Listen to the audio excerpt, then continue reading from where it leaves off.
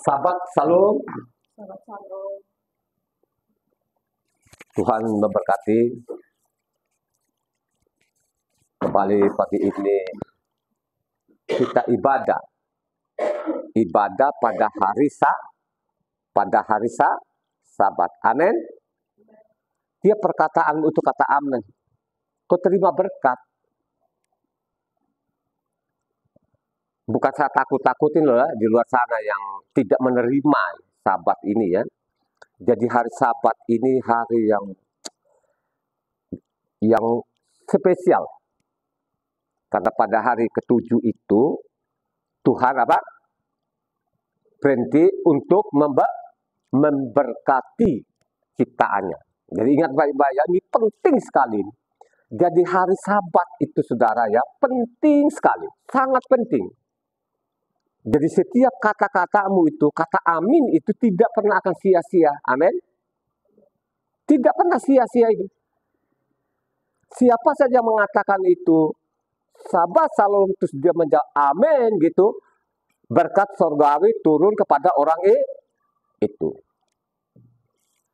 Kembali pagi ini, kita ibadah, mari kita merenung bersama-sama, menyediakan bulletin, catatan,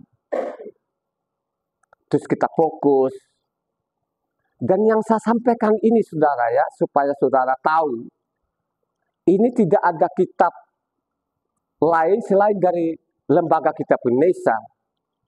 Yang saya khotbahkan ini isi kitab suci yang dicetak Lembaga Kitab Indonesia. Sekali lagi, yang saya sampaikan ini isi kitab suci yang dicetak oleh Lembaga Kitab Indonesia. Jadi tidak ada kitab-kitab yang tidak jelas, yang saya sampaikan jelas. Oleh karena itu, nonton khotbah ini sampai tuntas. Berkali-kali saya ngomong, karena memang khotbah saya ini memang panjang, saudara. Kalau di luar sana paling setengah jam. Gitu. Jadi Pak Pendetanya khotbah, banyak yang tidur. Pengalaman saya dulu ya, waktu saya dulu, pengalaman saya seperti itu. Bla bla bla bla bla bla bla bla bla, selesai kan setengah jam kan, langsung kabur Pak Pendetanya. Yang saya sampaikan ini dari isi kitab suci. Saya berulang-ulang kali, kalau kau komentari nanti khotbah ini, pasal berapa dan ayat berapa. Jangan langsung nanti jawab, ini agama apa lagi nih? Ini ajaran apa lagi ini? Berarti orang-orang ini tidak nonton itu loh. Sampai tuntas ini khotbah ini, sehingga banyak orang, bukan banyak sih ya, dalam sekian orang itu ya ada 1, 2 gitu ya, mungkin wajar saja lah, ya, wajar. Gitu. Ya hanya saya sarankan, kalau lu berkomentar itu nonton dulu khotbahnya, hingga pasal berapa, ayat berapa, nah, itu baru nyambung nanti. Kami akan menjawab nyambung berulang-ulang kali. Kami di sini saya ada di mimbar ini bukan untuk menguras-nguras harta orang, perpuluhan orang, tidak. Ini saya sampaikan saja ini pengalaman saya selama 24 tahun, saya teliti kitab suci, saya sampaikan dari isi kitab suci ini yang saudara juga pegang itu loh. Ya, tidak ada. Saya ini kan bukan nyari-nyari perpuluhan. Ya. Kami di sini punya pekerjaan tetap. Ilmu sekuler juga, pendidikan sekuler juga kami punya gitu loh. Ya, punya. Ya, misalnya Evan sama Ina ini, itu gajinya mereka itu bukan standar. Saya mau sampaikan yang kritik-kritik itu bukan standar nasional. Ya. Saya mau sampaikan supaya tidak gagal paham, seolah-olah kami ini agama apa lagi ini apa lagi ini. Kami tidak mau menyampaikan saja. Kami belajar selama 24 tahun ini, kami sampaikan ini. Ya nanti lu terima, tidak terima, itu urusanmu. Makanya saya mengatakan yang kau komentari itu, yang lu bantah itu pasal berapa, ayat berapa gitu loh. Supaya tidak gagal paham. Tapi langsung lu komentari itu, ini agama apa lagi? Susah kami menjawabnya, kan gitu. Susah. Ya. Jadi kami ini tidak bodoh-bodoh banget gitu loh. Pagi ini renungan kita ambil dari Kisah Para Rasul. Kisah Para Rasul 20, Kisah Para Rasul 20 ayatnya 17 sampai 38. Silakan. Kisah Kisah Para Para Rasul 20 ayatnya 20 ayat 17 17 sampai sampai 38. Karena itu ia menyuruh seorang dari Miletus ke Efesus dengan pesan supaya penatua jemaat datang ke Miletus. Sesudah mereka datang, berkatalah ia kepada mereka, "Kamu tahu bagaimana aku hidup di antara kamu sejak hari pertama aku tiba di Asia ini. Dengan segala rendah hati aku melayani Tuhan. Dalam pelayanan itu aku banyak mencucurkan air mata dan banyak mengalami pencobaan dari pihak orang Yahudi yang mau membunuh aku. Sungguh pun demikian, aku tidak pernah melalaikan apa yang berguna bagi kamu. Semua aku beritakan dan kuajarkan kepada kamu, baik di muka umum maupun dalam perkumpulan-perkumpulan di rumah kamu. Aku senantiasa bersaksi kepada orang-orang Yahudi dan orang-orang Yunani, supaya mereka bertobat kepada Tuhan dan percaya kepada Tuhan kita, Yeshua HaMasiah. Tetapi sekarang sebagai tawanan roh, aku pergi ke Yerusalem dan aku tidak tahu apa yang akan terjadi atas diriku di situ, selain daripada yang dinyatakan Roh Kudus dari kota ke kota kepadaku, bahwa penjara dan sengsara menunggu aku. Tetapi aku tidak menghiraukan nyawaku sedikit pun, asal saja aku dapat mencapai garis akhir dan menyelesaikan pelayanan yang ditugaskan oleh Tuhan Yeshua kepadaku untuk memberi kesaksian tentang Injil kasih karunia Tuhan. Dan sekarang aku tahu bahwa kamu tidak akan melihat mukaku lagi, kamu sekalian yang telah kukunjungi untuk memberitakan kerajaan Tuhan. Sebab itu, pada hari ini aku bersaksi kepadamu bahwa aku bersih, tidak bersalah terhadap siapapun yang akan binasa, sebab aku tidak lalai memberitakan seluruh maksud Tuhan kepadamu. Karena itu, jagalah dirimu dan jagalah seluruh kawanan, karena kamulah yang ditetapkan Roh Kudus menjadi penilik untuk mengembalakan jemaat Tuhan, yang diperolehnya dengan darah anaknya sendiri. Aku tahu bahwa sesudah aku pergi, serigala-serigala yang ganas akan masuk ke tengah-tengah kamu dan tidak akan menyayangkan kawanan itu. Bahkan dari antara kamu sendiri akan muncul beberapa orang yang dengan ajaran palsu mereka berusaha menarik murid-murid dari jalan yang benar dan supaya mengikut mereka. Sebab itu berjaga-jagalah dan ingatlah bahwa aku 3 tahun lamanya siang malam dengan tiada berhenti-henti menasihati kamu masing-masing dengan mencucurkan air mata. Dan sekarang, aku menyerahkan kamu kepada Tuhan dan kepada firman kasih karunia-Nya yang berkuasa membangun kamu dan menganugerahkan kepada kamu bagian yang ditentukan bagi semua orang yang telah dikuduskannya. Perak atau emas atau pakaian tidak pernah aku ingini dari siapapun juga. Kamu sendiri tahu bahwa dengan tanganku sendiri aku telah bekerja untuk memenuhi keperluanku dan keperluan kawan-kawan seperjalananku. Dalam segala sesuatu telah kuberikan contoh kepada kamu bahwa dengan bekerja, demikian kita harus membantu orang-orang yang lemah dan harus mengingat perkataan Tuhan Yeshua, sebab ia sendiri telah mengatakan, adalah lebih berbahagia memberi daripada menerima. Sesudah mengucapkan kata-kata itu, Saul berlutut dan berdoa bersama-sama dengan mereka. Maka menangislah mereka semua terseduh-seduh dan sambil memeluk Saul, mereka berulang-ulang mencium dia.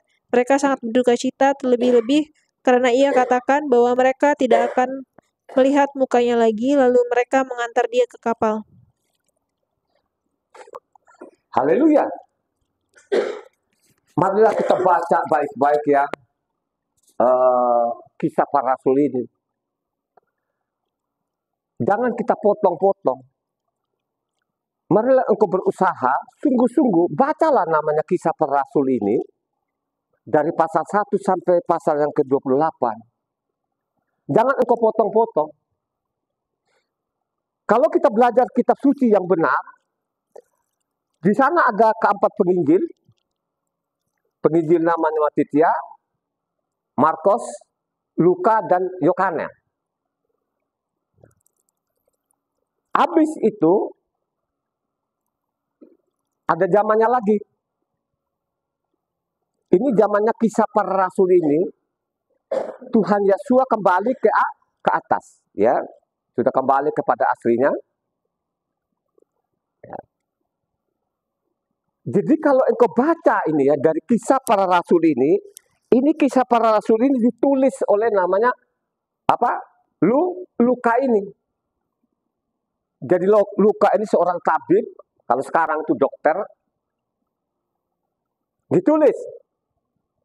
Dan ditulis oleh Luka ini, di dalam Kisah Para Rasul ini, itu ada beberapa penulis juga di dalam, ada ini sejaman ya. Jadi Luka ini ada Rasul Saul, ada namanya Kepa, ada namanya Yohanan, ya, ada Yahuda. Ini Kisah Para Rasul. Jadi yang kita baca hari ini Kisah Para Rasul 20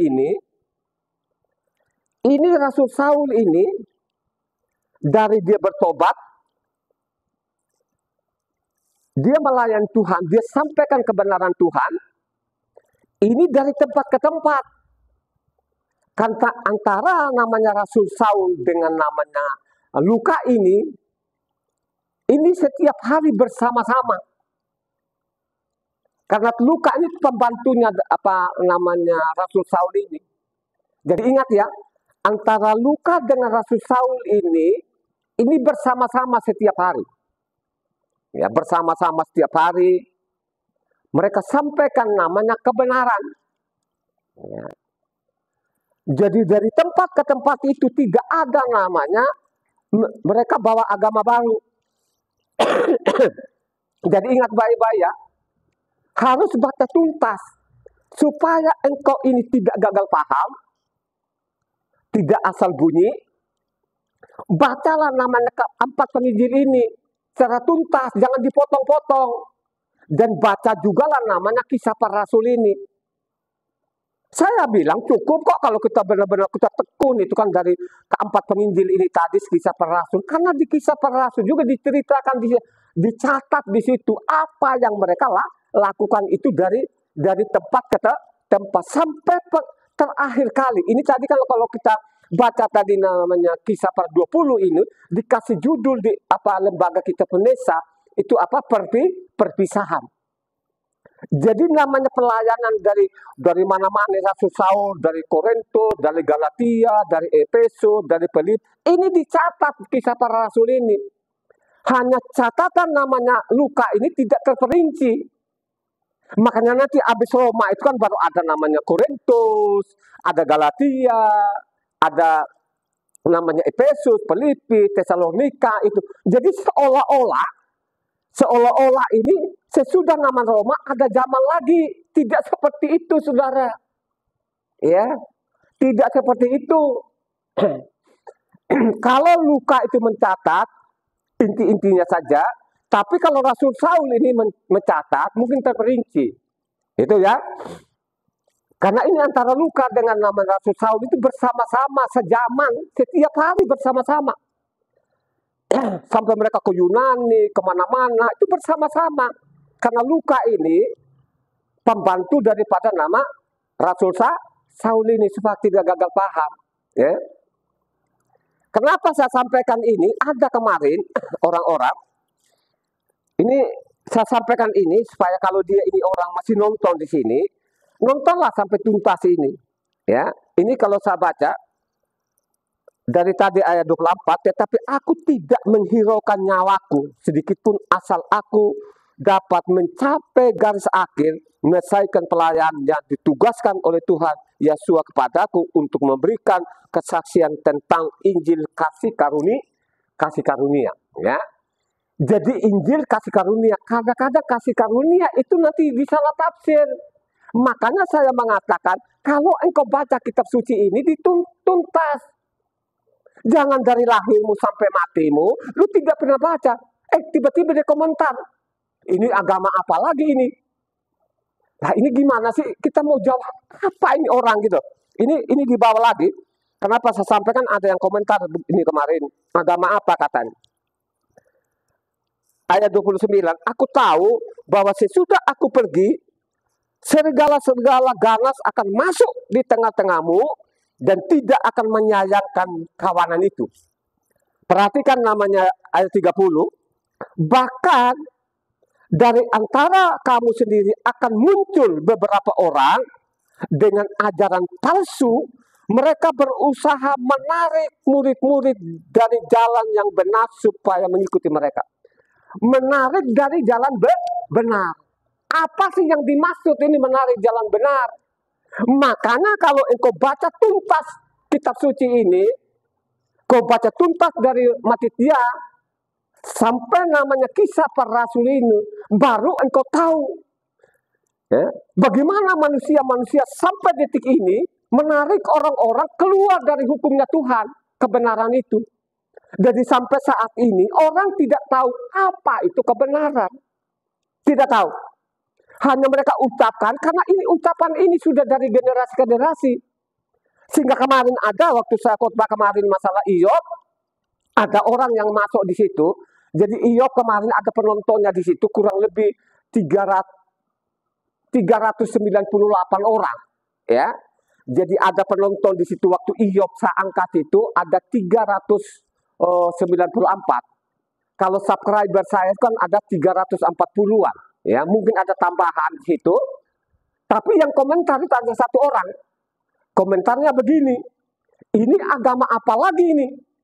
Jadi yang komentar ini dengan bandingkan tadi yang 398 ini, ya saya anggap yang 397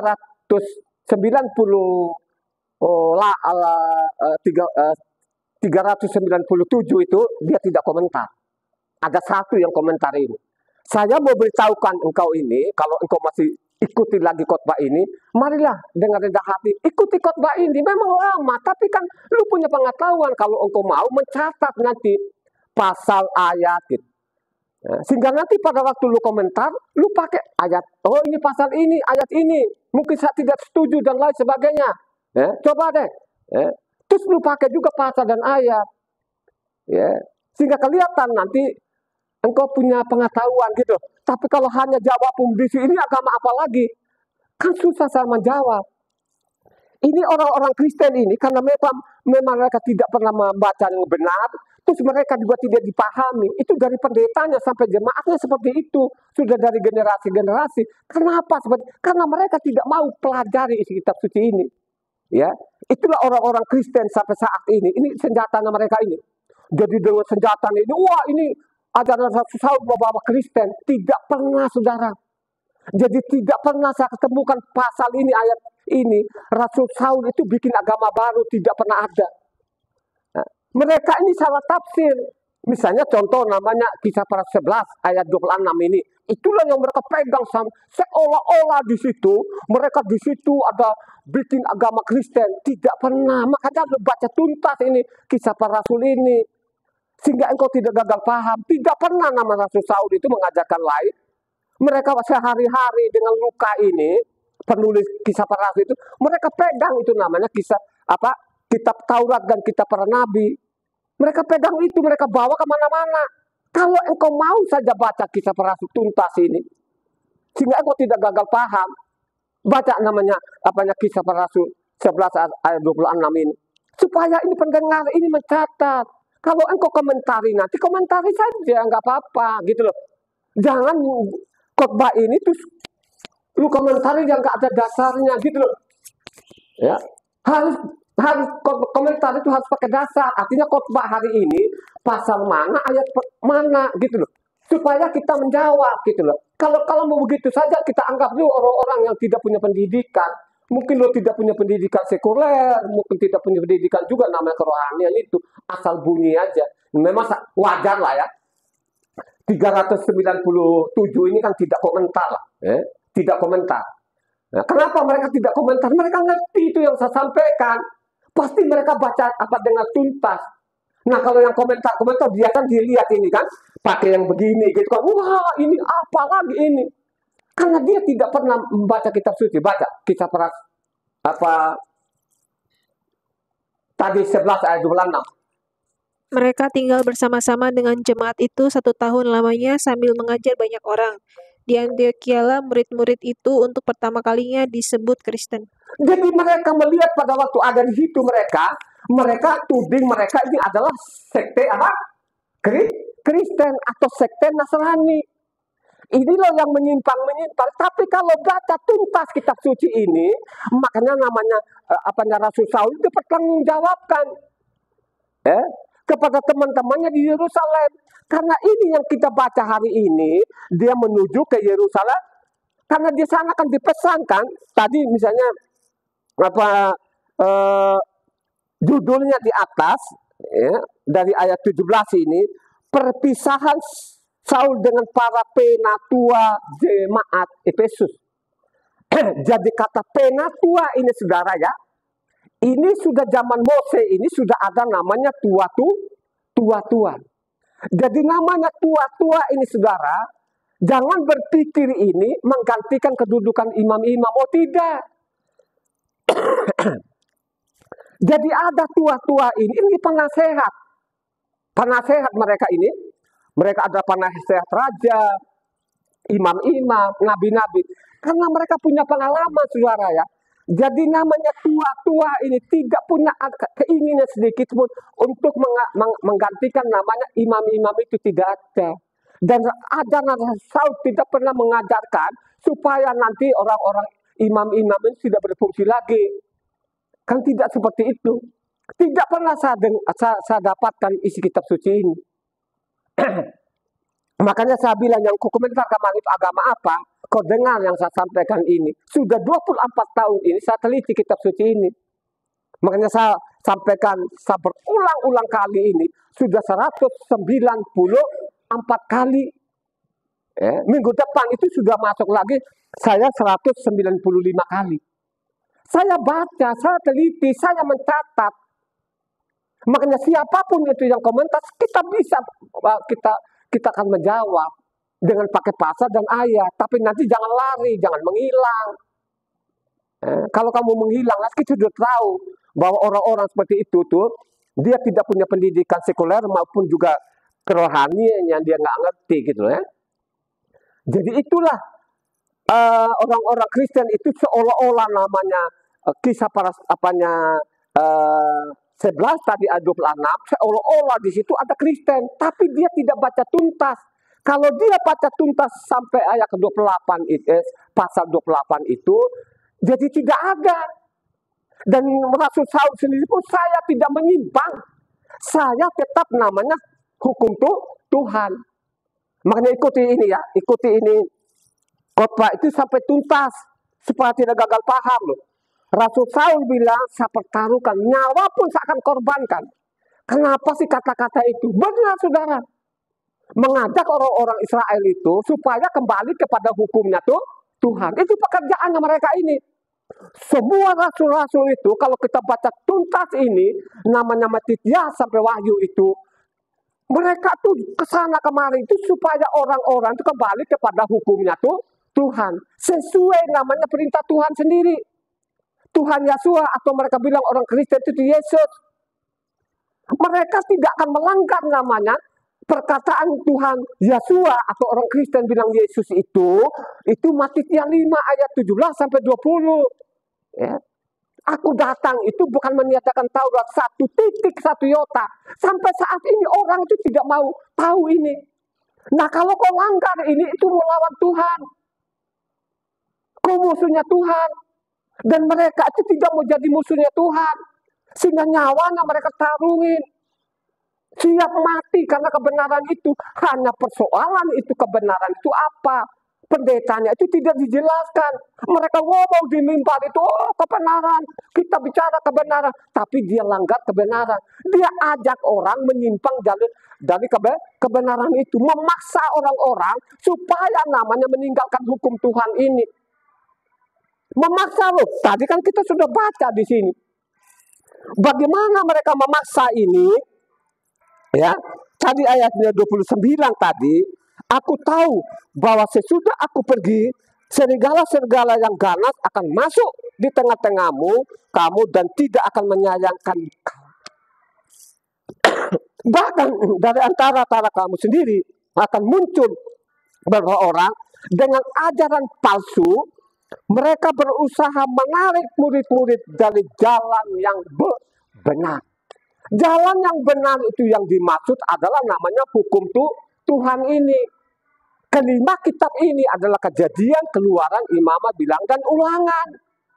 Itu loh makanya diwanti-wanti wanti-wanti kepada murid-murid nelayan-nelayan itu, makanya dia mengatakan itu Matius 5 di sana ayat 17, jangan kamu sangka, jangan kamu kira aku datang itu bukan menyatakan Taurat, tapi menggenapi. Kata menggenapi itu artinya apa yang dinubuatkan dulu benar-benar terjadi.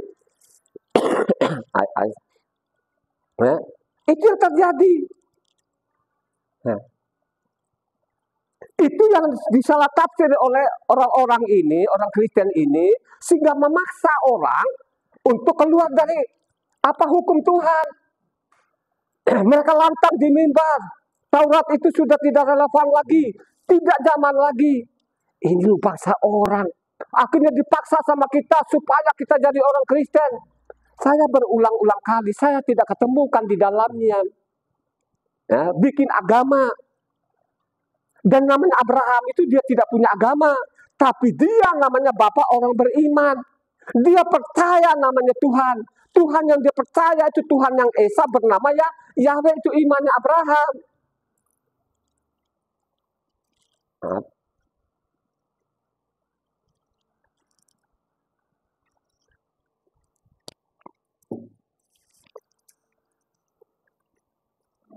Ikutin ini dengan tuntas, ingat baik-baik. Sekarang kita ini dipaksa. Mereka memaksa orang itu dari generasi ke generasi. Itu tuh melawan nama Tuhan ini. Memaksa kita ini supaya namanya Taurat ini sudah tidak berlaku lagi. Tapi kalau kita baca dalam kitab suci ini tidak diketemukan. Tidak diketemukan. Makanya berulang-ulang kali, kalau engkau meninggalkan hukum Tuhan ini, terus pakai apa? Akhirnya nanti manusia akan liar. Sehingga nanti ada nyeletuk-nyeletuk, ini agama apa lagi? Coba saudara, kalau sudah begini ini. Tapi ingat baik-baik ya, saya mau beritahukan ini, kalau lu masih ikuti ini, khotbah ini, baca namanya Matius 23 ayat 15, supaya ini yang bangga-bangga dengan agama. Dengan agama akhirnya orang berkelahi loh saudara. Coba dulu, zaman dulu, berapa tahun yang lalu itu, antara Katolik dengan Kristen Protestan itu kan bunuh-bunuhan. Sekarang begitu juga lah, antara Kristen Muslim bunuh-bunuhan. Agama saya paling benar, segala macam. Akhirnya apa saudara? Bunuh-bunuhan. Baca namanya Kisah Para 23 ayat 15. Kisah Matius 23 ayatnya 15. Celakalah kamu, hai ahli-ahli Taurat dan orang-orang Farisi, hai kamu orang-orang munafik, sebab kamu mengarungi lautan dan menjelajah daratan untuk mentobatkan satu orang saja menjadi penganut agamamu. Dan sesudah ia bertobat, kamu menjadikan dia orang neraka yang 2 kali lebih jahat daripada kamu sendiri. Coba kamu menyeberangi lautan kemana-mana dengan alasan pelayan segala macam, menobatkan satu orang menjadi pengikut agamamu, akhirnya dia lebih jahat dari kamu. Kenapa seperti itu? Bukan suruh orang ini jemaat baca kitab suci setiap hari supaya engkau memiliki pengetahuan. Pak Pendeta dia tidak inginkan itu, supaya dia bebas bicara di atas mimbar, supaya bilang namanya hukum Tuhan tidak berlaku lagi, Taurat itu tidak berlaku. Itu dipaksa loh saudara, memaksa dari generasi. Ini kata-kata ini kan saya mengatakan ini kitab yang kita pegang itu kita salin dari Eropa, dari namanya King James. Jadi kitab yang dicetak lembaga kitab Indonesia disalin namanya dari King James yang dipakai oleh Eropa. Udah dari Eropa sana memaksa orang itu supaya meninggalkan hukum Tuhan ini. Akhirnya korbannya banyak sekali. Jadi orang Kristen itu melawan Tuhan. Kenapa saya bilang melawan Tuhan? Karena itu tadi, mereka tidak pahami namanya Matius 5 ayat 17 sampai 20. Kalau mereka pahami itu, mereka tidak pernah akan berani loh saudara. Tidak akan berani nanti mengatakan Taurat itu sudah tidak berlaku. Tidak pernah akan berani. Tapi sampai saat ini begitu pongahnya mereka. Ini sekarang yang pongah ini saudara, bukan orang biasa. Bukan namanya jemaat biasa saudara. Ini yang titelnya sudah berderet-deret sampai profesor. Kenapa seperti itu? Karena sudah tersumbat otaknya di dalam ini. Karena uang. Makanya kata Matitia di sana, akar dari segala kejahatan itu adalah uang. Ini loh saudara, ini saya bukan mengarang. Mereka memaksa keluar dari jalan benar. Keluar dari hukum-hukum Tuhan ini. Ikuti ini khotbah ini sampai tuntas. Ya. Supaya kalau berkomentar itu kelihatan sedikit pintar lah gitu. Persoalannya, sekarang kalau saya lihat orang-orang ini patokan iman mereka itu dari pendeta. Mereka tidak mau menyelidiki isi kitab sucinya. Ini 99% itu orang Kristen seperti itu. Ya. Terus saya 2 tahun kok saya khotbah ini melalui YouTube. Saya tidak kuras-kuras harta orang. Saya tidak minta-minta perpuluhannya. Ya. Melalui YouTube. Berapa orang ini? Ya. Ya saya tak tahu memang ada di situ subscribernya ada 300 sekian lah kan gitu. Apakah yang 300 ini benar-benar sungguh-sungguh atau tidak? Ya. Kalau mereka sungguh-sungguh itu, ya kalau kita hitung di dunia berapa miliar kan, ya. Sekian miliaran orang ini kan, dengan bertahan mereka ini, makanya saya yakin nanti akan tergenapi nanti Matitia 7 ayatnya 13-14. Karena sempitnya jalan, sedikit sekali orang. Karena luasnya jalan, orang beramai-ramai. Kalau namanya Taurat tidak berlaku lagi, ramai-ramai. Dari pendetanya, jemaatnya, amin. Kalau kau sudah seperti itu, mau jadi apa lu? Ya? Saya tidak pengaruh. Saya tidak pernah mengaruh kepada manusia manapun. Karena Tuhan mengajari kita. Begitu. Ya. Kalau kau baca Yeremia sana 17 itu, kau baca lengkap itu, ya, terkutuklah orang yang mengandalkan manusia itu. Ya, terkutuklah orang yang mengandalkan manusia itu. Tuhan mengajari kita supaya kita punya pemahaman yang benar. Bacalah kitab suci ini. Pelajari kitab suci ini. Saya berulang-ulang, ilmu sekuler sendiri pun harus kau pelajari. Kan tidak mungkin loh dari TK sampai perguruan tinggi itu, terus lo ongkang-ongkang kaki, lu tidak pernah baca buku, lu tidak pernah berlatih, tiba-tiba lu jadi sarjana, kan tidak mungkin. Ya, kecuali lu pelajari, begitu juga hal-hal surgawi ini harus dipelajari. Isi kitab suci ini. Ya, pasti kau mengerti, pasti kau pahami. Tapi kalau tidak, akhirnya apa? Ya, kasihan keluarga-keluargamu. Ya. Harus kau pikirkan kalau engkau seorang bapak, ada istrimu, ada anak-anakmu. Makanya saya mengatakan setiap sahabat itu, marilah kau duduk di situ dengan keluargamu. Kau nonton ini. Kalau engkau tidak sempat namanya baca kitab suci, nonton sampai tuntas. Kau catat ini. Pasal ini, ayat ini. Banyak sekali orang gagal paham. Gagal pahamnya begini. Karena dia baca itu, dia tidak baca tuntas. Coba kalau kita baca tuntas, ini kan tadi kan Rasul Saul kan berpisah lah sama teman-temannya ini. Dia bilang tidak akan lihat mukaku lagi. Ya, kan sudah selesai semua. Dari pelayanan dia, dari mana? Dari Korintus, dari Galatia, dari namanya Efesus, Filipi, ya, Tesalonika, itu sudah selesai semua. Ini penghujung pelayanan dia, makanya dipesan kepada murid-muridnya, berpisah dan kamu tidak akan lihat muka lagi. Makanya kalau kita baca di situ, karena dari situ Korintus mereka menuju kembali ke Yerusalem. Menuju ke Yerusalem sana, akhirnya sampai dia kan ditangkap loh, saudara. Dia tangkap. Dia menuju Yerusalem itu untuk dia laporkan yang soko-soko guru ini bahwa pelayanan yang dia sekian tahun itu belasan tahun loh, saudara, dia kesana kemana dari daerah ke daerah. Bukan lapor ke sana bahwa kami bikin ibadah baru, tidak pernah ada. Mereka laporkan sana bahwa kami sudah sampaikan ini, namanya kitab Mose maupun kitab para nabi dengan surat-surat ini, banyak sekali orang yang kembali namanya hukum Tuhan. Terdeteksi di mana? Kalau engkau baca tuntas ini namanya kisah, pasti engkau tahu. Engkau tahu ini. Karena menuju namanya Yerusalem akhirnya ditangkap di situ. Baca dari Kisah Para 21 supaya ini pendengar ini mencatat, supaya pendengar itu tahu bahwa Taurat itu tetap berlaku sampai selama-lamanya sesuai namanya perkataan Tuhan Yesus sendiri. Aku datang itu bukan meniadakan Taurat satu titik satu iota. Baca lengkap itu supaya pendengar ini mengerti ini. Jangan pengaruh dengan Pak Pendetamu penipu ulung dan pembunuh ulung. Nah, saya sampaikan kepada ini, ada keluargaku juga yang banyak yang mati konyol. Masih kecil-kecil anak-anak sudah mati, itu sudah datang Pak Pendetanya. Oh, kami mencintai engkau, tapi Yesus lebih mencintai engkau.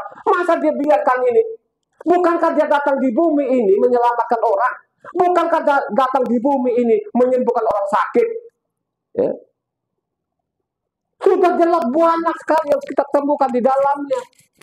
Karena oleh perbuatan mereka, melanggar Tuhan, melawan Tuhan, akhirnya orang mati konyol. Sekarang itu ada yang mati celaka, ada yang mati masih muda, masih kecil, ya.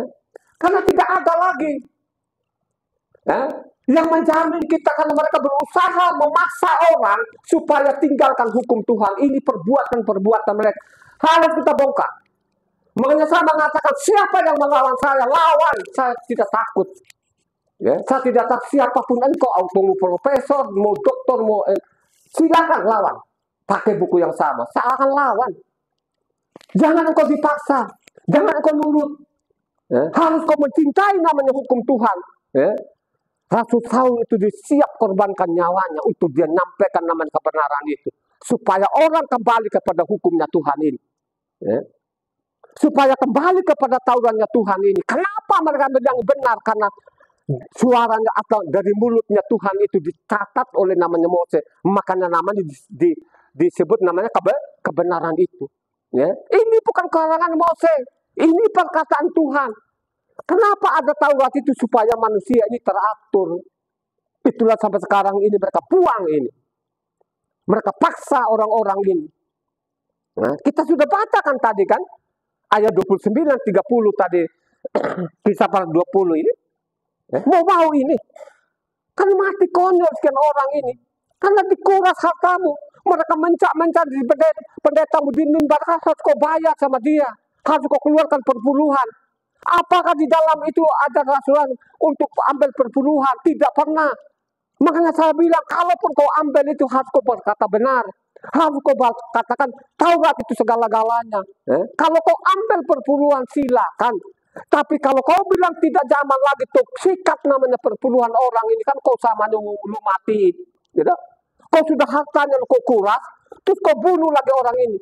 Baca dari 15, namanya Kisah Para Rasul 21, 15 sampai ke 40. Supaya tuntas, supaya pendengar ini mencatat.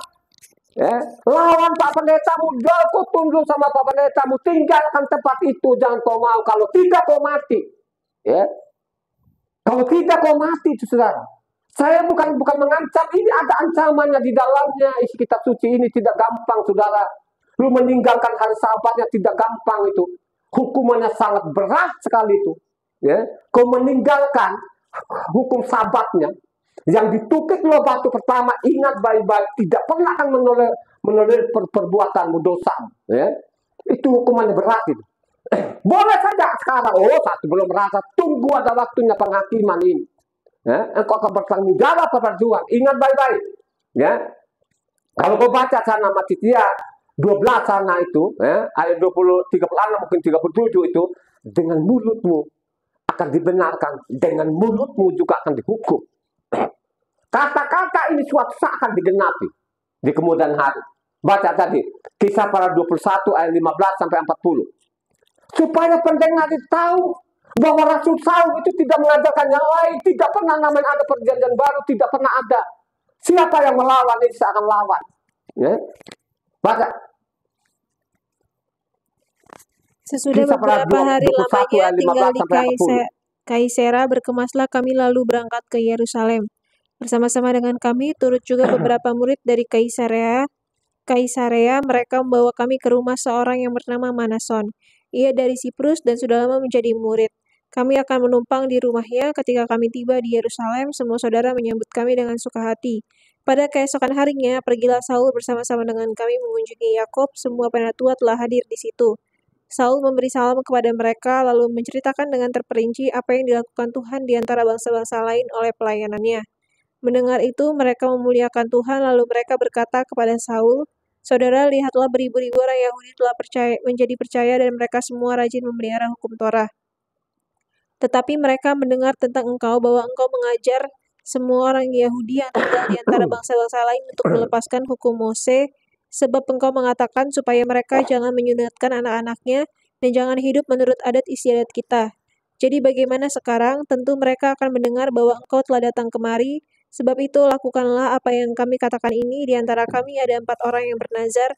Bawalah mereka bersama-sama dengan engkau. Lakukanlah pentahiran dirimu bersama-sama dengan mereka dan tanggunglah biaya mereka, sehingga mereka dapat mencukurkan rambutnya. Maka semua orang akan tahu bahwa segala kabar yang mereka dengar tentang engkau sama sekali tidak benar, melainkan bahwa engkau tetap memelihara hukum Torah.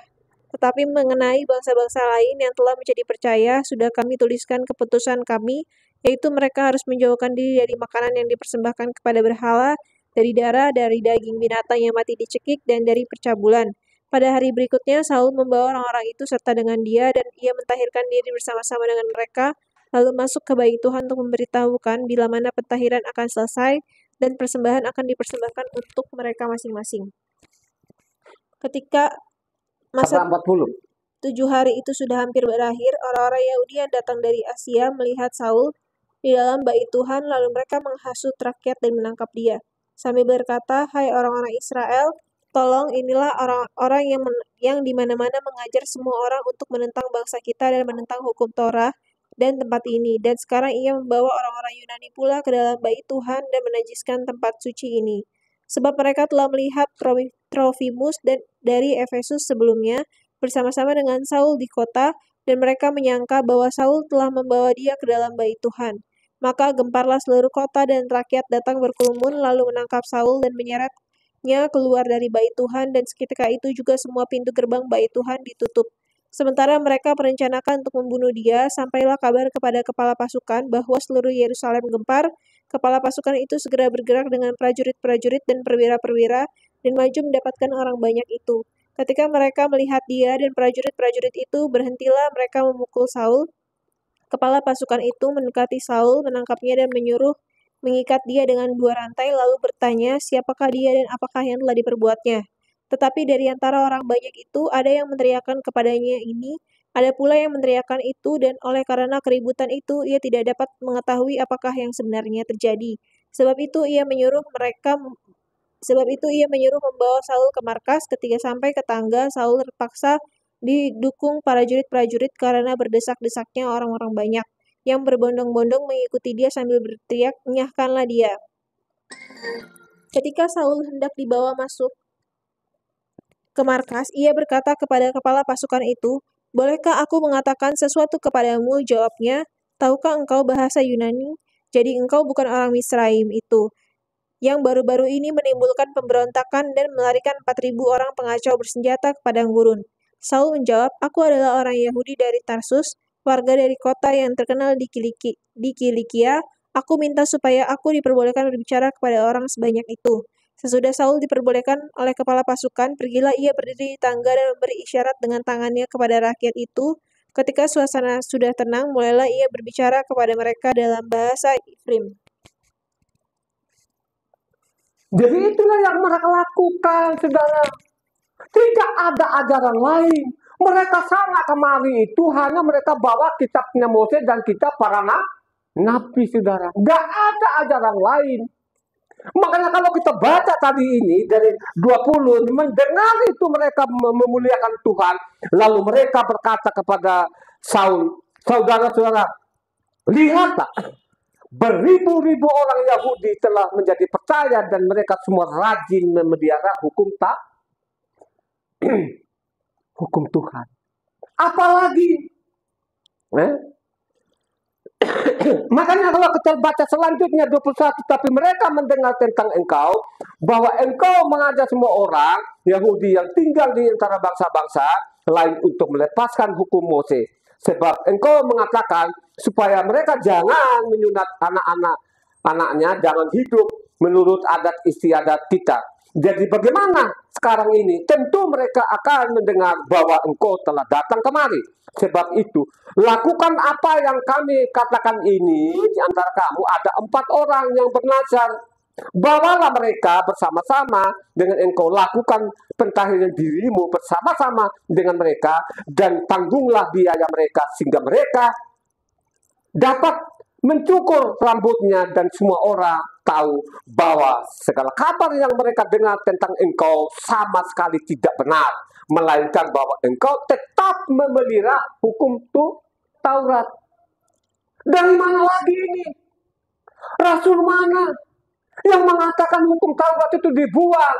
Ini kan perbuatan orang-orang Kristen ini, pemimpin-pemimpinnya ini, pembunuh-pembunuh ini mengajari orang, memaksa orang itu keluar dari hukumnya Tuhan ini. Ya, akhirnya kita tanggung dosa mereka ini. Ya, banyak anak-anak kita, saudara kita yang mati sia-sia ini. Ya, pada waktu datang lagi nanti mereka pungut lagi di tempat orang mati, di tempat orang sakit mereka pungut itu. Ya, untuk meluaskan namanya kekablinger mereka itu, dosa-dosa mereka itu. Ya. Sudah berapa orang mereka bunuh ini. Ya. Ini bukan saya ngarang-ngarang.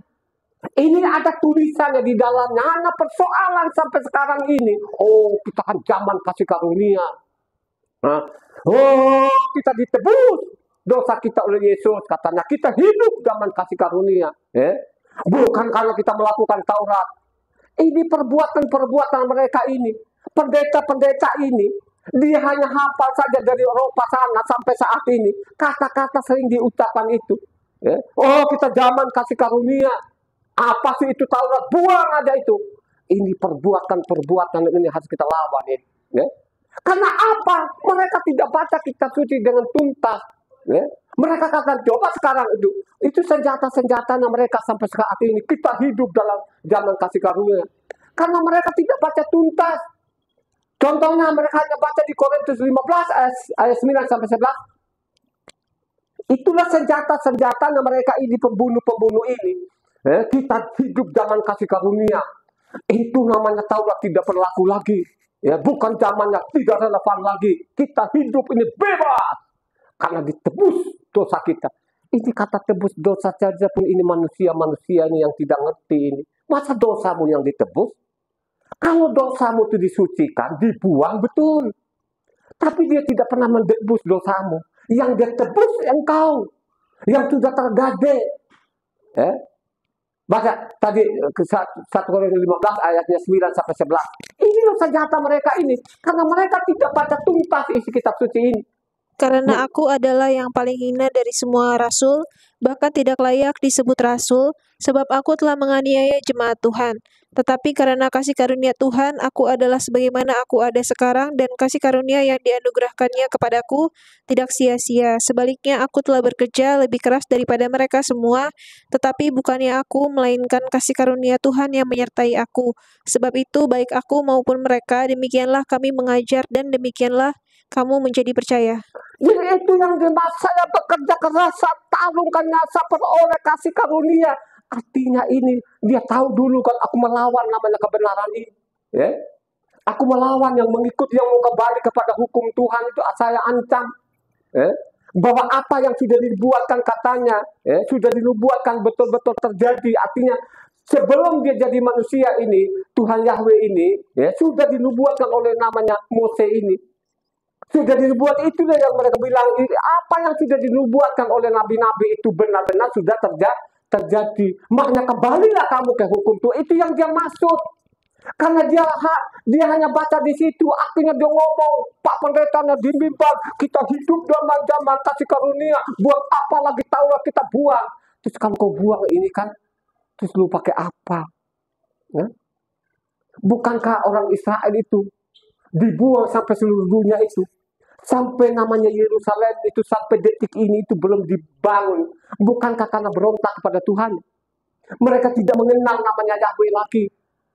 Mereka tinggalkan namanya hukumnya Tuhan. Akhirnya mereka bikin buku sendiri namanya Talmudnya. Anaknya saja dihajar sampai babak belur. Bagaimana lo ini apanya jongos-jongos ini, ya? Budak-budak ini, kau sombong di mimbar. Siapa engkau ini? Ya? Kau ini kan bangsa binatang sebenarnya. Ya? Hanya engkau bangsa binatang, kita ini hanya bangsa binatang ini. Makanya ingat baik pengorbanannya di kayu salib itu dengan setetes darahnya, jangan kau sia-siakan. Ya? Jangan engkau sia-siakan, jangan engkau ikut-ikutin Pak pendusta pendeta ini. Oh, sudah ditebus dosa kita dengan darah Yesus katanya. Artinya mereka bilang, Taurat sudah dibuang. Ini fatalnya fatalin. Rusaknya rusakin. Jangan engkau ikuti. Nah, tolong sangat itu yang sudah subscriber itu, kau dengarkan baik-baik ini yang saya sampaikan. Jangan engkau lihat saya. Percuma engkau lihat saya. Lihat yang saya sampaikan itu. Suruh catat itu. Ya? Tapi ingat baik-baik, masa berulang-ulang. Bacalah kitab suci dengan lengkap. Ya? Sehingga engkau tidak begitu menerima dengan begitu saja. Lo telan bulat-bulat begitu saja. Oh, kita zaman kasih karunia. Buat apa lagi kita sudah dibebaskan kita dari dosa. Sudah ditebus kita dosa kita. Kita berbuat apa saja. Taurat dibuang. Buang, tidak damai. Ini pendusta pembunuh. Ini harus kita lawan. Ya? Karena mereka tidak baca lengkap. Kalau mereka baca lengkap itu. Coba ke Roma 1 ayat 5. Perhatikan itu. Roma 1 ayat 5. Perhatikan baik-baik ini. Mencatat ini. Renungkan baik-baik itu. Kita bandingkan tadi namanya 1 Korintus 1 Korintus 15 dengan 9 sampai 11 dengan namanya Roma 1 ayat 5. Perhatikan di sini. Dengan perantaraannya kami menerima kasih karunia dan jabatan rasul untuk menuntun semua bangsa supaya mereka percaya dan taat kepada namanya. Kami menerima kasih karunia, jabatan rasul itu, kami menuntun semua bangsa itu supaya taat kepada namanya. Nama yang dimaksud apa? Halo? Taat kepada namanya. Kalau Pak Pendeta sekarang kepada umumnya nama orang-orang Kristen yang 99% ini nama tidak penting bagi kami, yang penting hati saya ke atas. Kalau kita tanya pasal berapa, ayat berapa, dia diam. Oh, tidak penting. Tidak penting bagi kami. Nama itu tidak penting bagi kami, yang penting hati kami ke atas. Ini ucapan-ucapan yang dari sana ini. Ya? Masuk di Indonesia sampai saat ini. Padahal kalau kita baca di dalam yang bertahan karena namaku akan salah lama. Siapa ini? Yang datang di bumi ini siapa namanya? Ya. Orang-orang Indonesia itu kan ikut dari sana. Dulu namanya Jesus, di sini Yesus. Sekarang namanya Eropa, disuruh kembali yang benar kok. Dia kembalikan nama benar ini. Apakah orang Indonesia ini, Kristen Indonesia, apa sadar nggak? Kalau dia sadar, saudara, kalau dia mau kembali yang benar, itu namanya Pak Pendeta-pendeta itu akan mati dengan kelaparan. Saya tahu deh Pak Pendeta-pendeta, lu tidak punya ilmu apa-apa di sekuler. Kalau kau tinggalkan nanti kau kata benar, lu tidak bisa makan lagi. Karena itulah kerjamu setiap hari. Kau tidak sampaikan yang benar, kau paksa orang. Dari generasi ke generasi dipaksa kita ini untuk meninggalkan hukum ini. Tapi ingat baik-baik tadi. Kamu sudah baca namanya Kisah 21 itu. Dan Kisah 21 baca lengkapnya sampai ke 28 supaya engkau tidak gagal paham. Mereka siap mati. Ya. Murid-murid Tuhan siap mati. Supaya mereka betul-betul ini orang Israel kembali kepada hukumnya Tuhan. Ya. Makanya kalau kau baca lengkap kitab suci ini, satu hukum berlaku kepada namanya orang Israel maupun orang asing. Kalau engkau mau saja baca kitab suci dengan benar baik ini. Tapi persoalannya sekarang ini. Kalau kita dilihat begini, ini dari mana lagi? Padahal ini ada dalam kitab suci. Kalau kau baca, namanya Yosua dipakai jubah ini. Makanya ada seorang pendarahan, dia pegang ujung jubahnya itu.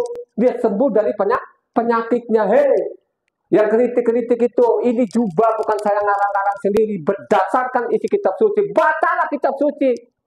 Tuhan Yosua itu, dia sana kemari pakai jubah doa ini. Makanya itu yang mereka bilang, yang penting saya jamah ujung jubahnya. Makanya aku akan sembuh. Ini bukan karang-karang, ada dalam kitab suci. Kita nama-nama Yahweh itu ada dalam kitab suci yang disembunyikan oleh pemimpin-pemimpinmu itu. Yahweh jadi ganti namanya Tuhan hulu besar semua. Kalau kadang dia Allah hulu bersama. Itu tabiatnya mereka ini, pembunuh yang terlawan. Beranimu kayak apa sih Pak Pendeta? Jangan hanya letuk-letuk sembarangan. Saya sampaikan itu, saya selamatkan untuk keluargaku. Kalau ada orang lain yang mau dengar, ya silakan, dia tidak mendengar juga. Kalau kau tidak suka, jangan kau nyeletuk-nyeletuk yang tidak ada dasarnya. Saya berulang-ulang kali sampai saya tinggalkan kerjaanku itu, saya tinggal usahaku. Saya bukan pengangguran, bukan preman jalanan. Saya seorang pengusaha. Saya sukses dulu. Saya punya uang banyak. Saya tinggalkan semua itu, saya pelajari ini. Kenapa seperti ada keturunanku? Tidak boleh mereka mati. Sehingga saya sampaikan melalui YouTube juga ini.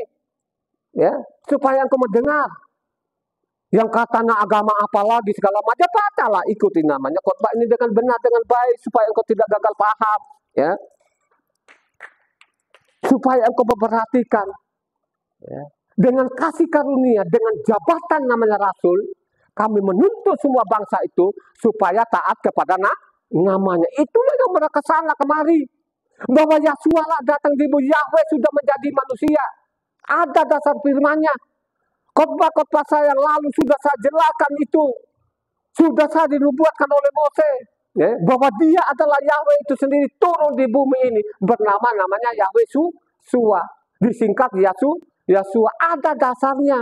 Aku datang dalam nama Bapakku. Dia ngomong itu sebagai manusia Israel. Israel punya bapak namanya Yahweh. Biar kau ngerti. Saya punya dasar. Ada firman-Nya. Yang dinubuatkan Mose itu sudah saya khotbahkan yang lalu-lalu. Bahwa Tuhan kita Esa tidak ada yang lain. Dia adalah Yahweh itu sendiri datang di bumi. Disalib, saya setuju disalib. Sebelum disalib itu sudah dinubuatkan. Dengan tetes darahnya, iya. Saya akui enggak? Saya akui. Benar-benar dibunuh. Terus yang mati itu apanya? Ya manusianya. Karena memang yang mereka lihat itu ada dia orang Israel. Bapaknya orang Israel 24 karat. Miriam itu 28 perempuan Israel 24 karat. Tidak ada campur-campurnya. Hanya persoalan sekarang masa sih orang-orang diganti, semua udah mati, diganti-ganti nama orang. Ini kan perbuatan mereka yang kita lawan ini. Itulah mereka mengatakan, ya agama apa lagi? Saya tidak punya agama. Kau apa? Saya beriman. Saya punya Tuhan. Namanya Yahweh. Yang mengorbankan nyawanya dengan setetes darahnya datang di bumi, itu dia yang menyelamatkan. Kenapa dia menyelamatkan aku? Karena saya mencintai akan hukumnya. Amin.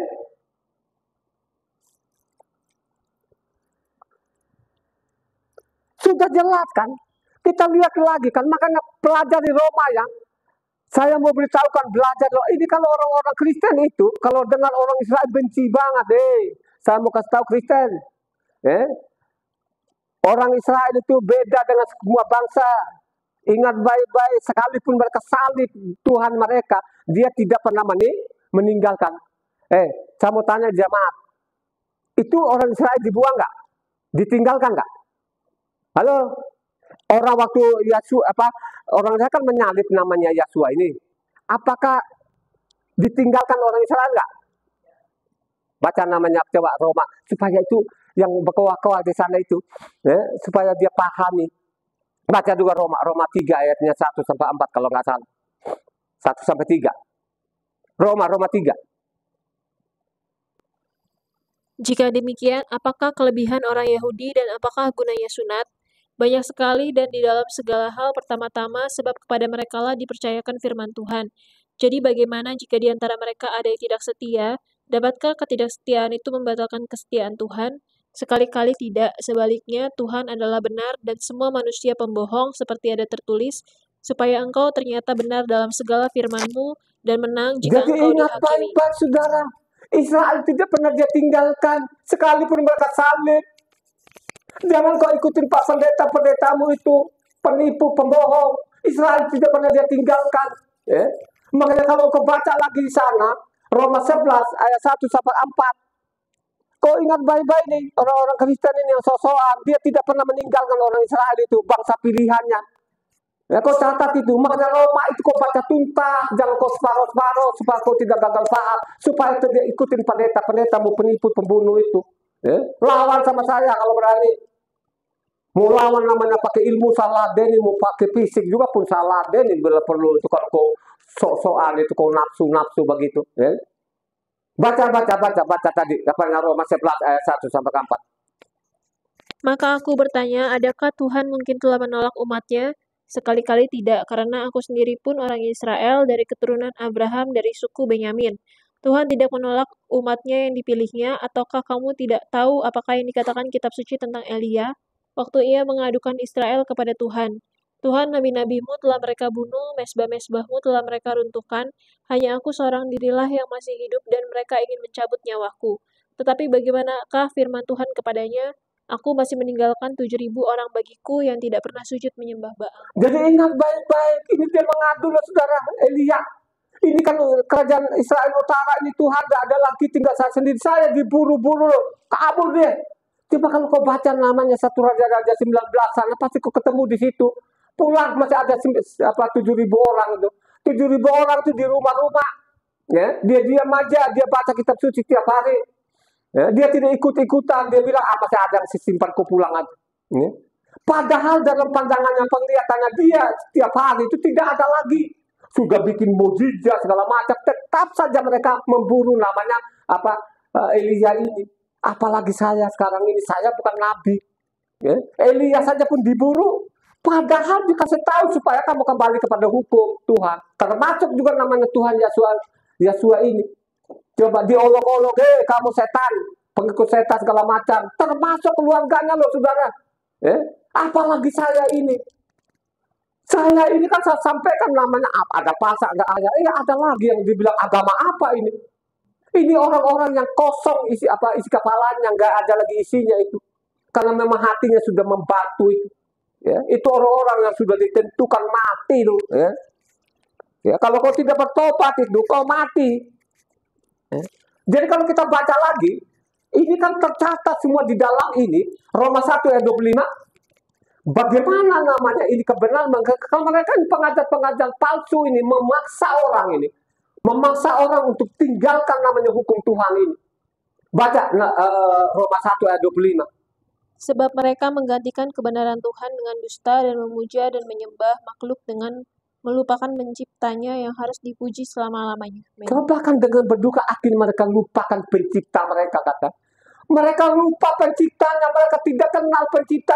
Bagaimana lo orang Kristen ini lo tahu namanya penciptamu itu bernama Yahweh? Kalau engkau kitab suci dari Kejadian sampai Wahyu kau sudah ganti nama Yahweh ini. Kau sudah ganti namanya Tuhan huruf besar semua. Kadang-kadang dia Allah huruf besar semua. Kalau ditanya bingung. Kan pernah ini ada Pak Pendeta ini kan, udah gelarnya berderet-deret. Saya tanya, akhirnya dia nggak bisa menjawab. Dia menjawab begini sama saya, pergi saja Pak ke lembaga kitab pendeta. Kenapa ini ada Allah huruf besar semua? Kenapa ada Tuhan huruf besar semua? Saya coba mendebat dia ini saudara. Ya, akhirnya benar-benar dia tidak tahu. Nah, dia tidak bisa menjawab karena dia tidak tahu, hanya gelarnya saja dia deret-deretin karena dia tidak pernah membaca. Ya, dia tidak pernah tanya dulu waktu dia di kuliah itu, kenapa sih ada Tuhan huruf besar semua? Kenapa sih ada Allah huruf besar semua? Karena ini nama Yahweh itu disembunyikan, ditaruh paling belakang sana, sehingga banyak sekali orang sampai sekarang yang mati dengan nama Yahweh, katanya sesat itu dia, Yehova katanya.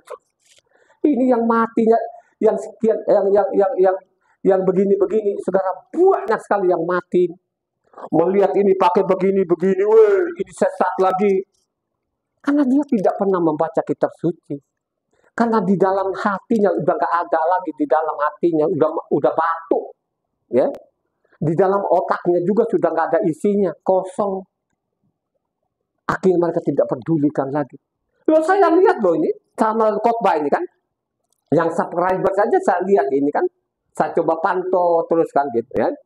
Makanya kita sudah berjanji, selama masih ada 1-2, ya saya sampaikan ke YouTube. Kecuali tidak ada lagi di situ, ya sudah untuk keluarga saya aja. Ya. Mungkin dia tidak mau hidup. Ya, dia karena ada, yang penting dosa saya sudah ditebus Yesus, katanya. Aduh, nggak mau mati benar gitu kan. Bukan saja mereka ini sudah sesat, tapi mengajak orang lagi. Itu tadi kan kita baca kan tadi namanya Kisah 20 ayat 29 kan sampai 30 kan. Mereka paksa orang, cari orang sebanyak-banyak supaya menentang Tuhan. Ini kan juga tercatat di Roma tadi 1 ayatnya 32. Sebab walaupun mereka mengetahui tuntutan hukum Tuhan, yaitu bahwa setiap orang yang melakukannya hal-hal demikian patut dihukum mati. Mereka bukan saja melakukannya sendiri, tetapi mereka juga setuju dengan mereka yang melakukannya. Coba sekarang orang beramai-ramai, wah di mimbar mereka beres ke orang. Akhirnya apa? Setiap kita keluarkan kata Taurat itu ramai-ramai, saudara. Sesat itu. Lu tahu nggak itu namanya Taurat itu sadis. Diajarin kita tidak ada kasih. Benar-benar rusak betul itu. Itu Taurat itu tidak mengajarkan kasih. Hanya Yesus yang mengajarkan kita kasih. Aduh, benar-benar sesak napas. Ya. Karena memang sudah dirubah ini kitab suci. Banyak sekali ayat-ayat palsu di dalamnya. Ya. Mereka sisipkan sana kemari sehingga banyak sekali korbannya ini. Yang musuhnya Tuhan ini sampai saat ini. Ya. Saya sampaikan ini supaya engkau selamatkan keluargamu. Kalau engkau harapkan dari Pak Pendeta, lu tidak pernah akan selamat. Yakin itu. Ikuti saja khotbah ini. Ya. Bukan saya karang-karang loh. Mereka tidak baca tuntas. Kalau mereka baca tuntas, tadi kan Korintus 15 tadi, ya, ayat 9 sampai 11. Oh, kita zaman kasih karunia, ya. Kita bebas. Taurat tidak berlaku lagi. Tapi kalau kita baca Roma 1 ayat 5, tidak demikian. Dengan kami peroleh jabatan, kami peroleh kasih karunia dengan jabatan rasul ini, kami berusaha, ya, supaya taat kepada, supaya kembali kepada Tuhan, kembali ke Taurat. Pasti kalau mereka kembali kepada Taurat, pasti mereka kenal siapa pencipta alam semesta itu, pasti. Tapi di sini ada penghalang. Tiap hari, tiap minggu itu mereka bangga betul minggu itu. Ya? Minggu itu kau tidak dapat apa-apa. Karena engkau meninggalkan hari ketentuan Tuhan ini yang ditentukan dari penciptaan semesta ini. Kau tidak dapat. Saya mendetik, saya muat di Facebook. Ya? Nggak ada yang tanggapin itu. Padahal di Facebook itu lengkap sekali. Ada pasal, ada ayatnya. Sampai namanya di Injil sana itu lengkap. Nggak ada itu. Saya nggak lihat juga yang amin. Apalagi kalau ada amin itu 1-2 orang gitu kan, yang konsisten itu. Yang konsisten itu tahu loh saudara. Tapi kebanyakan orang buang muka saudara. Sesat dia ini. Ini agama apa lagi dia, ini agama baru. Karena dia tidak pernah memahami isi kitab suci ini. Dia hanya bangga, saya orang Kristen katanya. Akhirnya berkelahi kan. Bunuh-bunuhan. Ya, antara Katolik dengan Kristen dulu saudara. Ya. Berapa tahun yang lalu, saudara, bunuh-bunuhan, saudara. Sekarang antara Kristen ini bunuh-bunuhan. Karena mengklaim dirinya masing-masing, saya yang paling benar. Satu bilang, saya yang benar-benar. Kristen itu tidak pernah membaca kitab suci ini. Ya. Itulah akibatnya. Bawa-bawa agama. Ya. Akhirnya berkelahi. Nuding agama lain tidak benar. Agamanya dia paling benar. Ya kalau kau ngerti benar isi kitab sucinya. Lu tidak ngerti apa yang disodorkan, apa benar semua di dalamnya. Makanya saya bilang banyak sekali ayat-ayat yang siluman itu. Ya. Kau mau nantang? Saya mencatat 24 tahun. Kalau seperti dulu juga saya punya gelar, gelarku sudah berderet-deret itu saudara ya. Biar kau dengar di sana. Dulu saya punya uang banyak. Kalau saya mau beli, mau taruh juga gelarnya situ, saya mampu saudara ya. Saya mampu. Tapi saya nggak mau, saya belajar aja setiap hari ini untuk saya dan kepentingan keluarga saya. Ya. Banyak lagi ini. Saya lihat itu tadi karena tidak baca tuntas. Contoh lagi, misalnya kita baca Roma 3 ayat 24-25. Ini senjatanya mereka ini, saudara. Woi, mereka tidak baca tuntas, saudara. Itulah orang-orang Kristen sekarang. Kita hidup zaman kasih karunia, apa itu Taurat, buang aja, mampus loh di situ. Baca di situ. Mati itu, saudara. Saya kasih tahu loh. Ini kitab suci ini keras loh di dalam, saudara. Makanya orang Israel dibilang tolollah, bodoh, dungu. Bacalah kata dungu, kata tolol, ada di dalamnya, saudara. Itu Tuhan sudah marah sekali itu. Baca ini tadi, Roma 3 ayat 24-25. Dan oleh kasih karunia telah dibenarkan dengan cuma-cuma karena penebusan dalam Hamasya Yeshua. Hamasya Yeshua telah ditentukan Tuhan menjadi jalan pendamaian karena iman dalam darahnya. Hal ini dibuatnya untuk menunjukkan keadilannya, karena ia telah membiarkan dosa-dosa yang telah terjadi dahulu pada masa kesabarannya. Itulah senjata mereka. Wah, kita hidup dengan kasih karunia dengan darah Yesus. Oh, dengan darah Yesus sudah menebus dosa kita. Itu yang amin, saudara. Banyak sekali, saudara. Sudah ditebus dosa saya, katakan. Ini konyol-konyol. Saya tidak ketemukan dalam kitab suci. Rasul manapun saya tidak pernah ketemukan kata tebus dosanya. Tidak ada. Ini yang mengatakan ini dimimpa, saudara. Hei, profesor, saudara.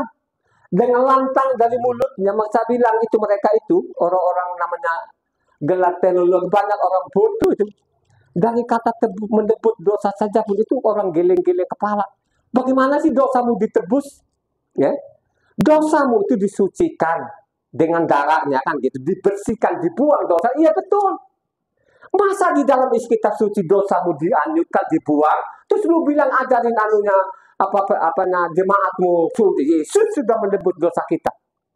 Nah, dengan kasih karunia, dengan darah Yesus sudah tebus dosa kita, kita selamat, kita buang saja namanya hukum Tuhan ini. Dosamu itu bukan mengecil, makin menggunung-gunung, saya kasih tahu. Karena engkau tidak pernah membaca lengkap kitab suci ini. Kalau engkau baca lengkap kitab suci, pasti kau ketemukan nanti yang dia tebus dengan darahnya siapa? Halo? Siapa yang ditebus? Yang ditebus dengan darahnya orang-orang yang kembali kepada hukumnya tuh Tuhan. Amin. Baca Galatia 4 ayat 4-5. Supaya pendengar ini, saudara, mencatat, saudara, jangan ikut-ikuti Pak Pendeta pendusta itu, pembohong, ya. Dia datang di bumi ini, dia tidak menebus dosa barang orang. Yang dia tebus itu orang yang mengaku namanya bahwa Taurat itu segala-galanya, seperti yang dilakukan oleh namanya Raja David ini, ya. Yang dengan rendah hati itu bahwa hukum Tuhan adalah segala-galanya, bahwa hukum Tuhan itu adalah pondasi dalam hidup kita ini, ya. Dasar kita adalah hukumnya Tuhan. Kalau engkau pakai hukum Taurat sebagai dasarmu, dijamin engkau selamat. Amin. Baca namanya Galatia 4 ayat 4-5. Tetapi setelah genap waktunya, maka Tuhan mengutus anaknya yang lahir dari seorang perempuan dan takluk kepada hukum Torah. Ia diutus untuk menebus mereka yang takluk kepada hukum Torah, supaya kita diterima menjadi anak. Jadi yang kembali kepada hukum Tuhan tadi, yang sudah sekian tahun, udah ribuan tahun yang mereka tinggalkan itu, mereka kembali kepada hukum Tuhan. Disitulah akan tetes darahnya. Di situ akan terpercik darahnya. Apa hubungannya dengan namanya Keluaran 24 dengan ayat 7?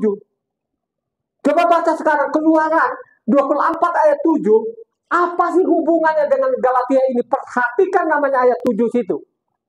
Baca dulu lah dari 6 sampai 8. Jadi dari tadi Keluaran 24 ayat 6 sampai 8. Perhatikan di sini. Baca. Sesudah itu Mose mengambil sebagian dari darah itu lalu ditaruhnya ke dalam pasu. Sebagian lagi dari darah itu disiramkannya pada mezbah itu. Diambilnyalah kitab perjanjian itu lalu dibacakannya dengan didengar oleh bangsa itu, dan mereka berkata, segala firman Yahweh akan kami lakukan dan akan kami dengarkan.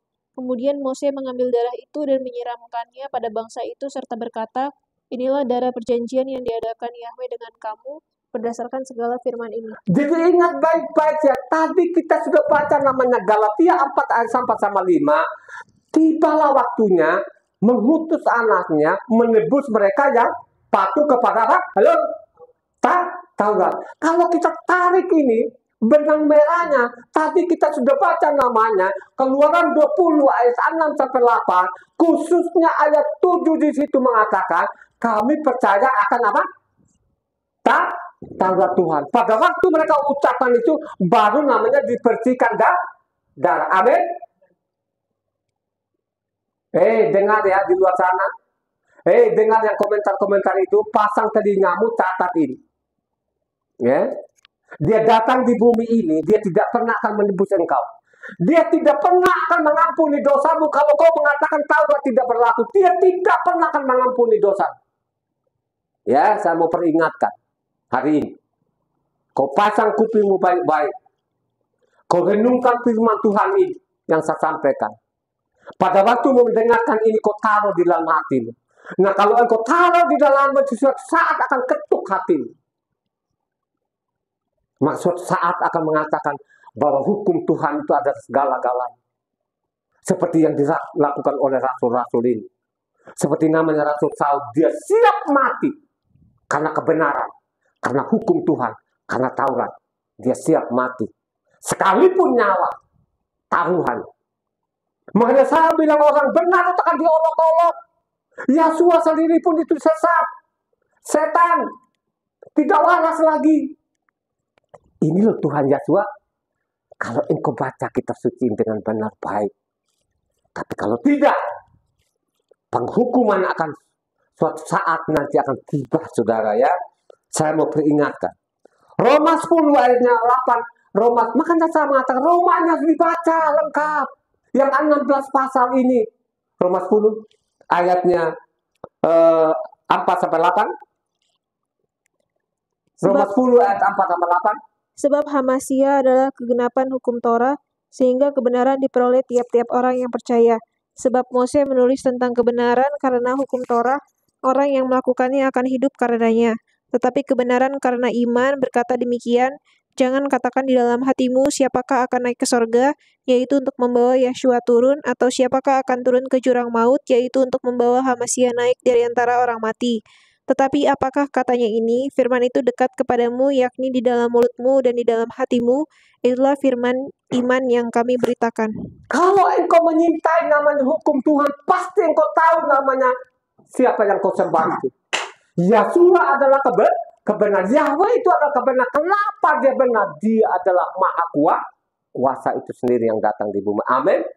Ini kalau kau baca kitab suci ini, ya, ini dia tidak ujuk-ujuk ini. Ini adalah kutipan daripada namanya Ulangan 30 ayatnya. Halo? Ya. Ini kan namanya kau baca tadi Roma tadi, ya, Roma 10 tadi. Ini kan kutipan dari namanya Ulangan 30 ayat 11-14. Sebab perintah ini yang kusampaikan kepadamu pada hari ini tidaklah terlalu sukar bagimu dan tidak pula terlalu jauh. Tidak di langit tempatnya sehingga engkau berkata, siapakah yang akan naik ke langit untuk mengambilnya bagi kita dan memperdengarkannya kepada kita, supaya kita melakukannya. Juga tidak di seberang laut tempatnya sehingga engkau berkata, siapakah yang akan menyeberang ke seberang laut untuk mengambilnya bagi kita dan memperdengarkannya kepada kita, supaya kita melakukannya. Tetapi firman ini sangat dekat kepadamu, yakni di dalam mulutmu dan di dalam hatimu untuk dilakukan.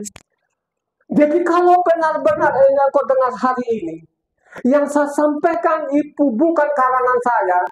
Kalau kau anggap ini yang saya sampaikan bahwa itu dari Tuhan sendiri, kau ada, maka firman setiap saat akan mengetuk hatimu,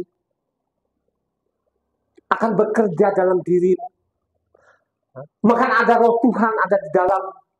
Roh Tuhan itulah yang memperingatkan engkau setiap saat bahwa hukum Tuhan adalah segala-galanya.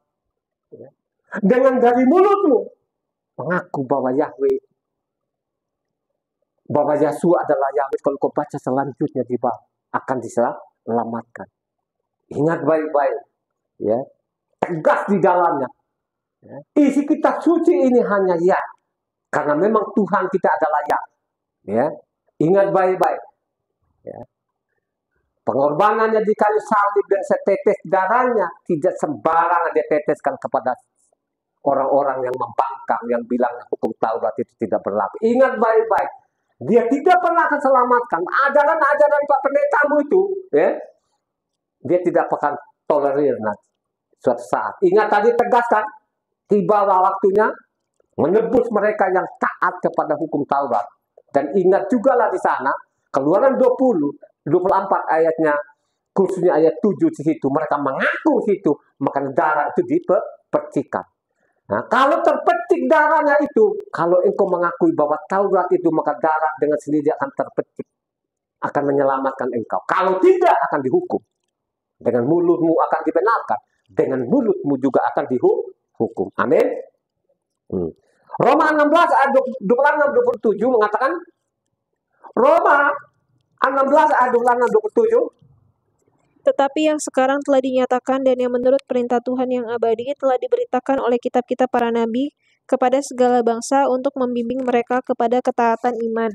Bagi Dia satu-satunya Tuhan yang penuh hikmat, oleh Yahshua HaMasyiah segala kemuliaan sampai selama-lamanya. jadi dari generasi ke generasi, saudara, nabi-nabi memperingatkan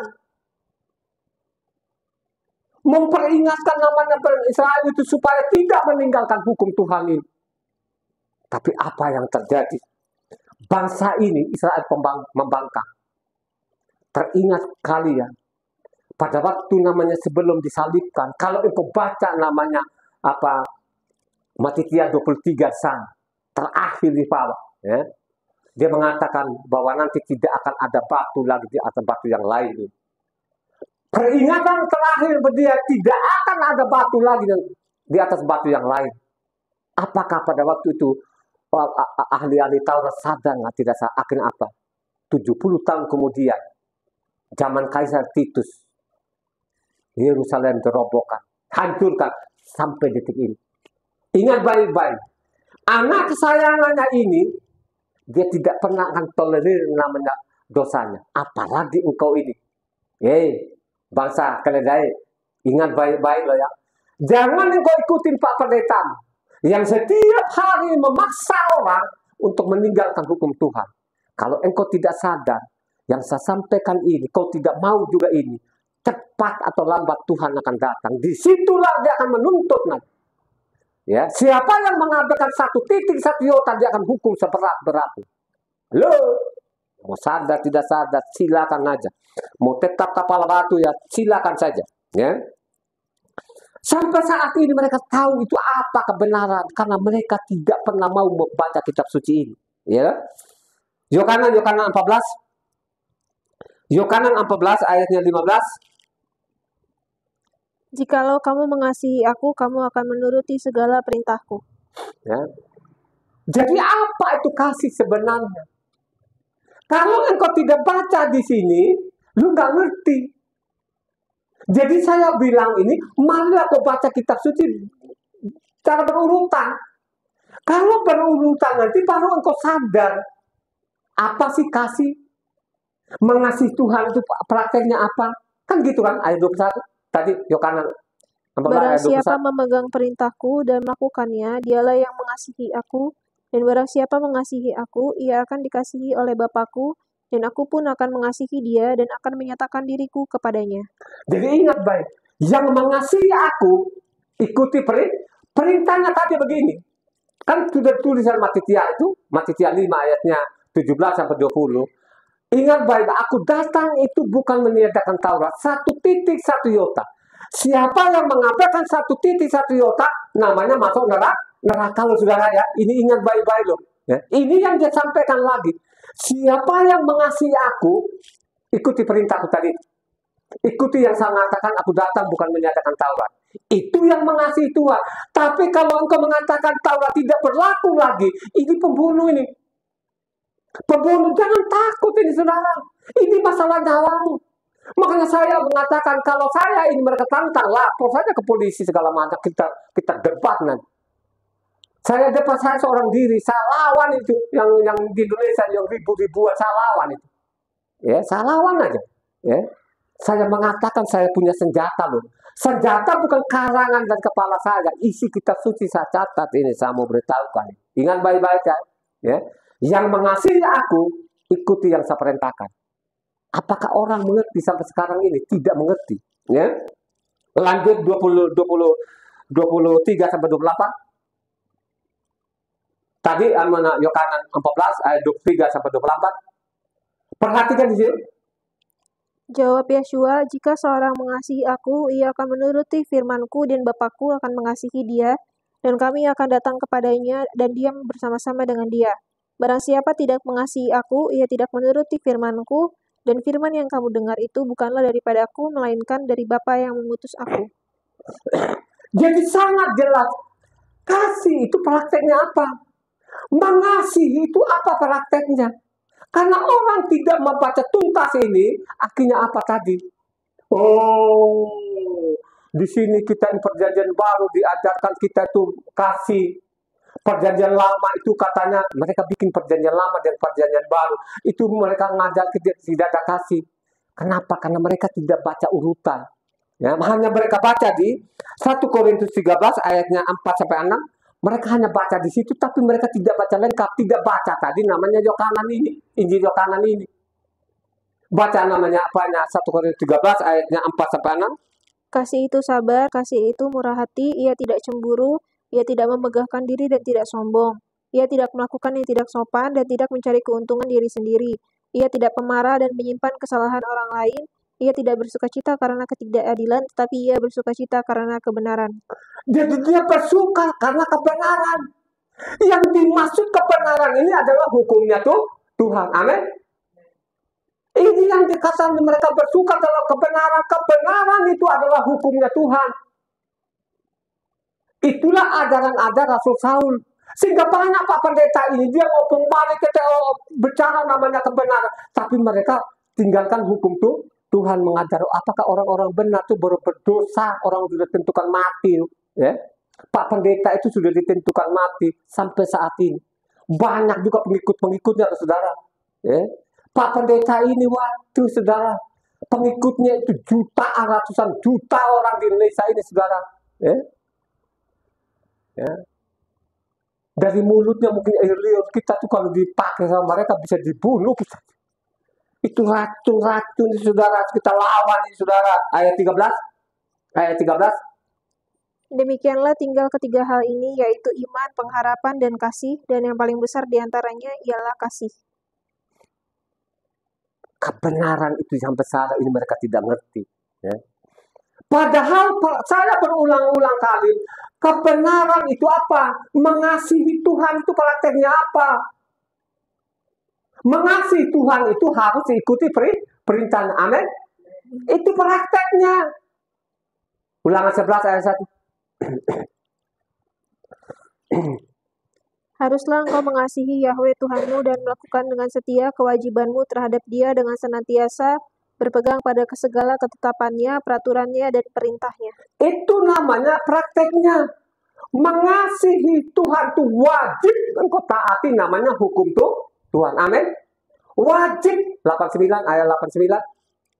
Jadi kamu harus berpegang pada seluruh perintah yang kusampaikan kepadamu pada hari ini, supaya kamu kuat untuk memasuki serta menduduki negeri kemana kamu pergi mendudukinya, dan supaya lanjut umurmu di tanah yang dijanjikan Yahweh dengan sumpah kepada nenek moyangmu, untuk memberikannya kepada mereka dan kepada keturunan mereka, suatu negeri yang berlimpah-limpah susu dan madunya.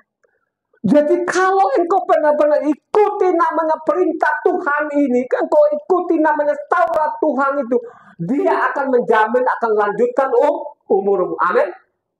Lu tidak pernah akan mati waktu kecil. Lu tidak pernah akan mati dengan penyakit. Itu jaminannya namanya hukum Tuhan. Amin. 18:21. Tetapi kamu harus menaruh perkataanku ini dalam hatimu dan dalam jiwamu, dan kamu harus mengikatkannya sebagai tanda pada tanganmu, dan haruslah itu menjadi lambang di dahimu. Kamu harus mengajarkannya kepada anak-anakmu dengan membicarakannya apabila engkau duduk di rumahmu, apabila engkau sedang dalam perjalanan, apabila engkau berbaring, dan apabila engkau bangun. Kau harus menuliskannya pada tiang pintu rumahmu dan pada pintu gerbangmu, supaya panjang umurmu dan umur anak-anakmu di tanah yang dijanjikan Yahweh dengan sumpah kepada nenek moyangmu, untuk memberikannya kepada mereka selama ada langit di atas bumi. Jadi Taurat itu tanam di hatimu, di jiwamu, maka engkau akan dijamin, saudara. Beda dengan sekarang, saudara. Ya kan? Oh, namanya hukum Tuhan itu tidak diajarkan kita kasih, tapi diajarkan kebencian. Siapa ini yang mengajarkan ini? Ini penipu, pembunuh ini. Mereka simpan, mereka serong namanya hukum Tuhan ini. Contoh Mas Abila, bukan saya ulang-ulang ini supaya orang memahami. Kenapa sih mereka lihat orang Israel benci? Mereka lihat apanya hukum Tuhan itu langsung paling mukanya. Karena sudah diajarkan ini. Pemimpin-pemimpinnya dia, bapak-bapak gerejanya dulu ini mengajar ini. Bahwa itu Taurat itu mengajar kita benci. Tapi kalau namanya Yesus katanya mengajar kita kasih. Ini ada saudara, tapi mereka tidak tahu ini ayat-ayat siluman. Ini adalah tangan-tangan pembunuh ini, bikin sedemikian rupa, makanya dibencilah mereka namanya hukum Tuhan. Baca namanya Matius 5 ayatnya 43. Perhatikan nih ayat 43 ini, perbuat saya bongkar mereka ini. Ini adalah ayat-ayat siluman ini. Ini adalah bukan perkataan Tuhan Yesus sendiri ini. Ini manusia-manusia yang tidak bertanggung jawab di sini. Baca namanya ayat tadi Matius 5 ayat 43. Kamu telah mendengar firman, kasihilah samamu manusia dan bencilah musuhmu. Tapi di situ diselipkan ke bawah, disisipkan di bawah, ada namanya tertulis, ada firman mengatakan apa? Kasihilah sesamamu manusia, bencilahmu. Dia selipkan situ bencilah musuh. Ini perbuatan sudah tahu ini. Sedemikian rupa, ya, mereka memodifikasi namanya apanya Injil ini. Banyak orang yang benar-benar bahwa itu Taurat itu diajarkan kebencian. Makanya mereka benci banget namanya Taurat ini. Yang jutaan, yang miliaran orang ini, dari kata-kata ini, berapa orang yang mereka jerat? Tadi kan kita sudah baca kan, namanya Kisah para 20 tadi, ayat 19, ayat 30 tadi, mereka memaksa ini, karena dengan kata-kata ini. Tapi kalau kita baca aslinya Imamat 19:18, aslinya, perhatikan di situ Imamat 19 ayatnya 18. Janganlah engkau menuntut balas dan janganlah menaruh dendam terhadap orang-orang sebangsamu, melainkan kasihilah samamu manusia seperti dirimu sendiri. Akulah Yahweh. Jadi di situ di ajaran tidak ada namanya apa? Ada nggak suruh benci musuh? Ya? Ulang lagi supaya ini pendengar namanya benar-benar mencatat ini.